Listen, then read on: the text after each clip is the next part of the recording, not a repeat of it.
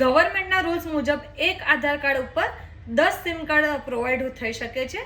હવે તમારા આધાર કાર્ડ ઉપર કેટલા સિમ કાર્ડ એક્ટિવ છે તે તમારે જાણવું છે. તો સૌપ્રથમ આ રીલ્સને સેવ એન્ડ શેર જરૂરથી કરી લેજો. જય હિન્દ, જય ભારત. સ્વાગત છે તમારું ગુજરાત સરકારી હબ ચેનલ પર.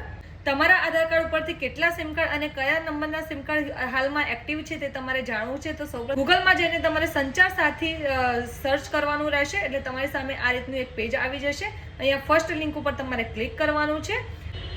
અહીંયા તમને એક ઓપ્શન જોવા મળી રહેશે, mobile connection with your name. ત્યાં તમે ક્લિક કરશો એટલે તમારી સામે બીજો એક પેજ આવી જશે. અહીંયા તમારે તમારો જે પણ હાલમાં એક્ટિવ નંબર છે તમારા નામનો તે તમારે મોબાઈલ નંબર એડ કરવાનો રહેશે. ત્યારબાદ કેપ્ચા કોડ એડ કરીને તમારે સેન્ડ ઓટીપી પર કરવાનું રહેશે.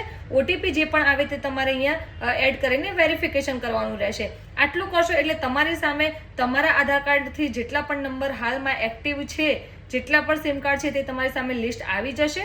આમાંથી જે પણ નંબર તમારી પાસે એક્ટિવ છે તે તમારે ઓકે છે, અને જો તમારે કોઈ પણ તમે યુઝ નથી કરતા કોઈ નંબર અને તમારા નામનો એ નંબર ખોટો બતાવે છે તો તમે ત્યાં ટિક કરીને રિપોર્ટ ઉપર તમે ક્લિક કરશો. તમારો જે નંબર છે એ ઓટોમેટિકલી ડાયરેક્ટ તમારા નામનો જે નંબર છે કોઈ બીજું વ્યક્તિ યુઝ કરી રહ્યું છે તે ડીએક્ટિવેટ થઈ જશે.